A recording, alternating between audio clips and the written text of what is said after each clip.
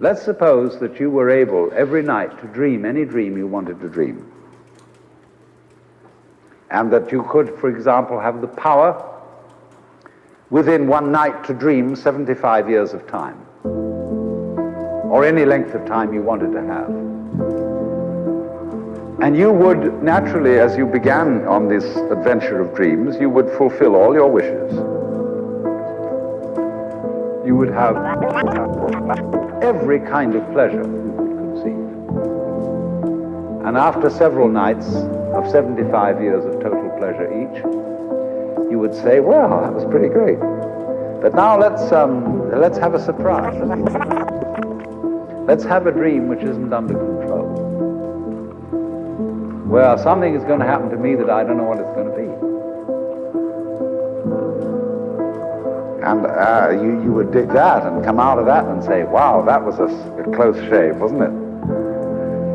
And then you would get more and more adventurous, and you would make further and further out gambles as to what you would dream. And finally, you would dream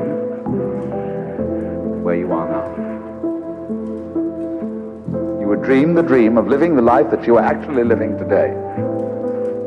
That would be within the infinite multiplicity of choices you would have, of playing that you weren't God. Because the whole nature of the Godhead, according to this idea, is to play that he's not. The first thing he says to himself is, man, get lost. Because he gives himself away. The nature of love is self-abandonment, not clinging to oneself. Throwing yourself out, as in, for example, in basketball, you're always getting rid of the ball. You say to the other fellow, have a ball. See? And that keeps things moving. That's the nature of life. So in this idea, then, everybody is fundamentally the ultimate reality. Not God in a politically kingly sense, but God in the sense of being the self, the deep down basic whatever there is. And you're all that, only you're pretending you're not.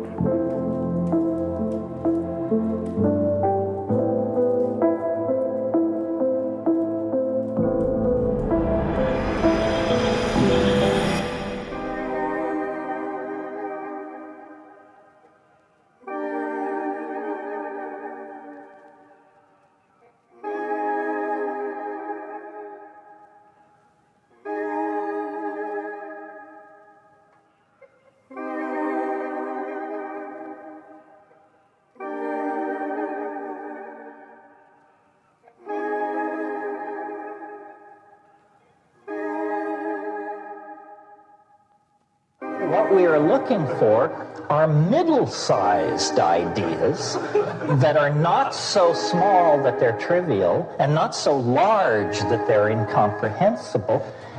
And every one of us, when we go into the psychedelic state, this is what we should be looking for. It's not for your elucidation. It's not part of your self-directed psychotherapy. You are an explorer, and you represent our species. And the greatest good you can do is to bring back a new idea, because our world is endangered by the absence of good ideas. Our world is in crisis because of the absence of consciousness. And so, to whatever degree any one of us can bring back a small piece of the picture and contribute it to the building of the new paradigm, then we participate in the redemption of the human spirit. And that, after all, is what it's really all about.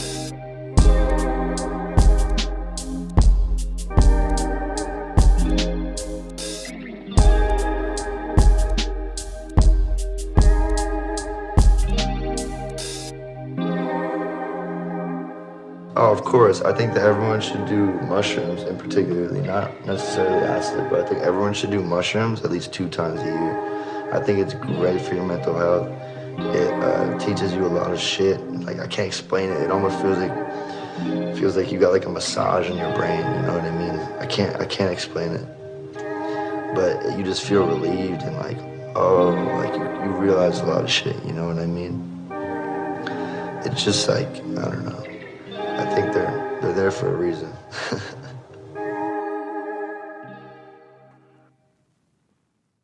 The subject of this speech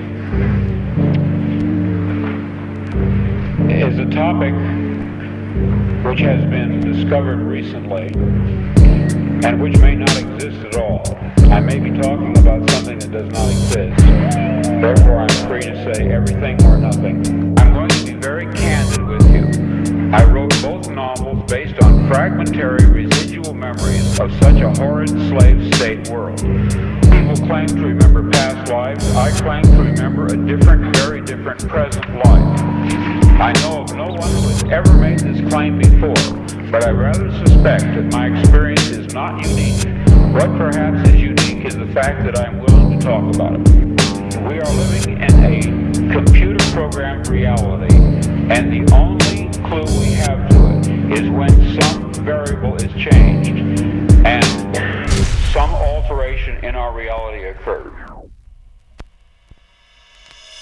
We would have the overwhelming impression that we were reliving the present, déjà vu, perhaps in precisely the same way, hearing the same words, saying the same words. I submit that these impressions are valid and significant, and I will even say this: such an impression is a clue that at some past time point a variable was changed, reprogrammed as it were, and that because of this an alternative world branched off.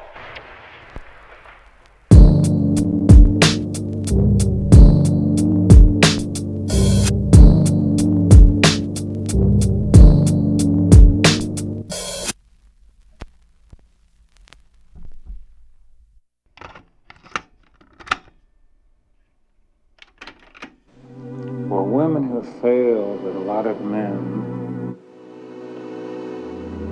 I believe, or this one thought, that an artistic man, one who wrote of unusual things or unusual feelings, had more than common men of the streets, businessmen, etc. But you see, that's not true.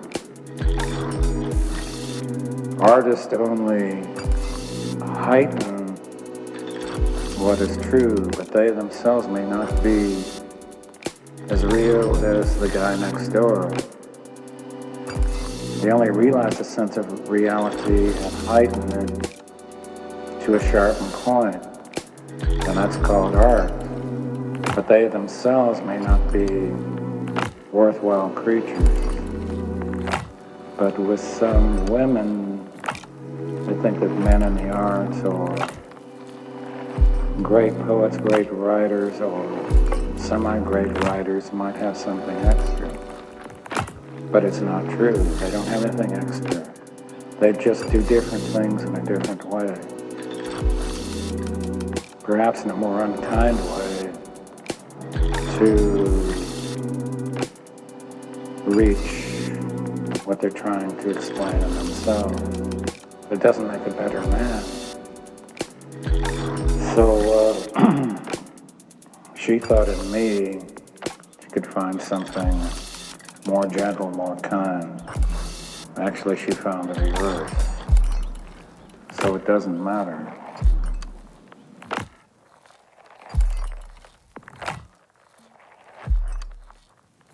It doesn't matter.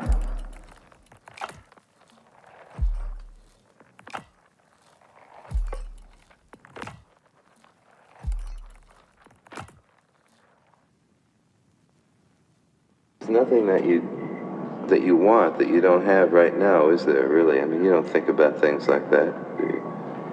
You don't want a sailboat. What I'm missing now is more privacy than I'd like. I would like to be alone more than I am. Like the phone rings too often. There's too many cameras and all that, and I kind of accept it, but it's not me. When these things are gone, I go back to the room and I become myself again. Oftentimes, I'll pull down all the shades like I used to, just lay down in the room, for 5 or 6 hours just alone. Just lay in that bed and get something back, some kind of juice. Just being away from people is one of the most marvelous fulfillments a man like me can have. Just the absence of humanity is a fulfillment so graceful that even God would understand if he invented them. He probably didn't.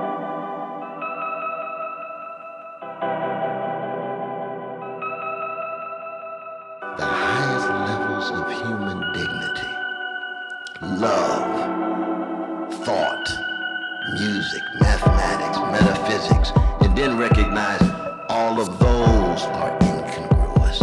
They're broken, they're fractured.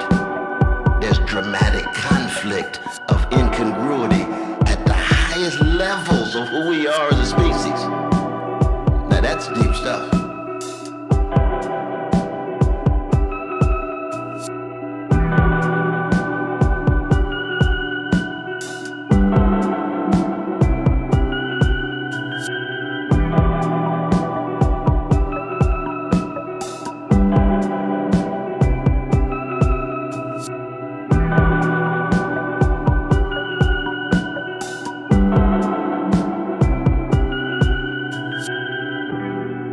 Socrates never cries and Jesus never laughs.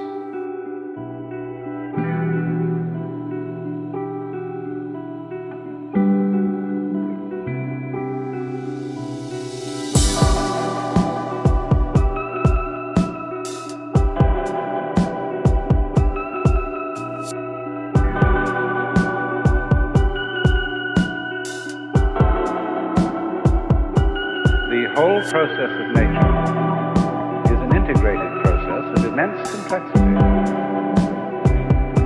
And it is really impossible to tell whether anything that happens in it is good or bad. Because you never know what will be the consequences of the misfortune. Or you never know what will be the consequences of good fortune.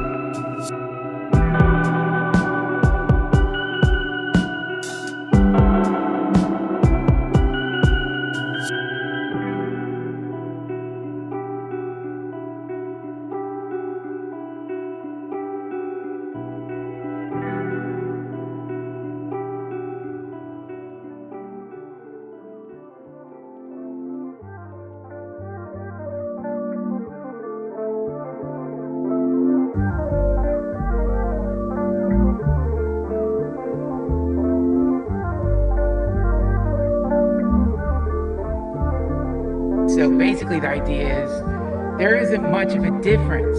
There's like right now, you're dreaming. This thing you call your human incarnation it's like is a dream. And you know, like when people are dying, they get all delirious and shit. They slide through time. You know, like I don't know if you've ever been around a dying person, but they like suddenly they're back in Vietnam, they're in the 50s. Yeah. They're in the 30s, whatever their lifetime, which means that when you're dying, you're gonna like spin through time too, meaning that this could be you dying right now.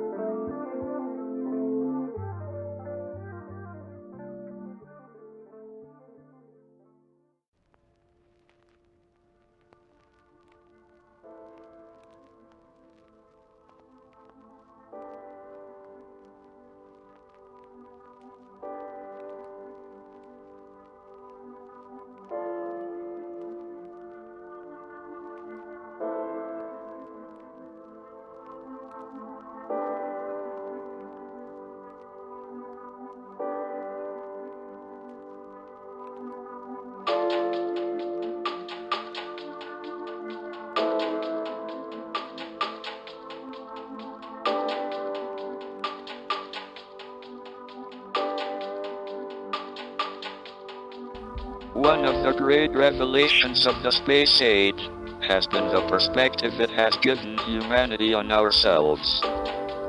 When we see the Earth from space, we see ourselves as a whole. We see the unity and not the divisions. It is such a simple image, with a compelling message: one planet, one human race. We are here together, and we need to live together, with tolerance and respect. We must become global citizens. We are all time travelers, journeying together into the future. But let us work together to make that future a place we want to visit. Be brave, be determined, overcome the odds. It can be done.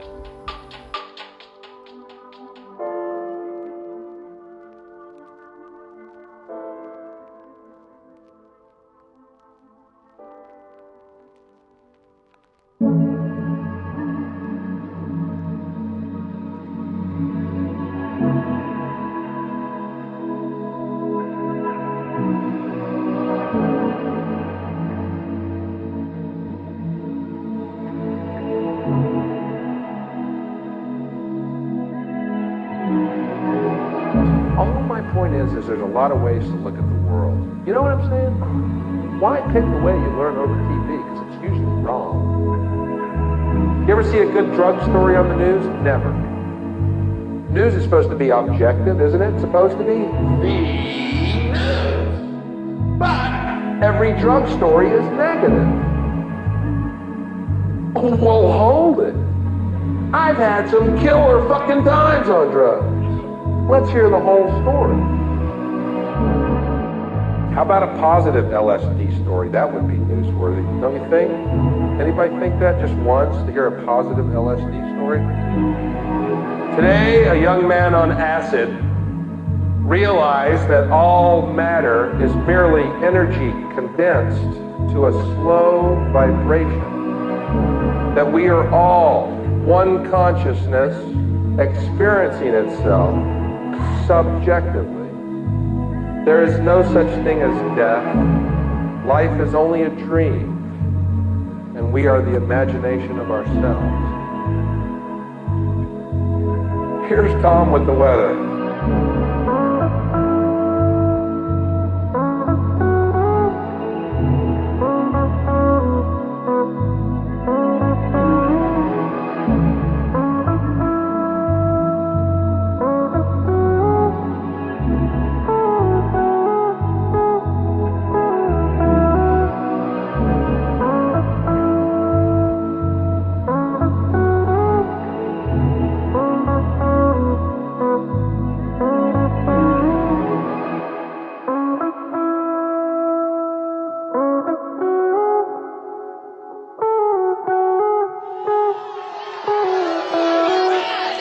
Case, you know, I hate to advocate drugs or liquor, violence, insanity to anyone. But in my case, it's worked.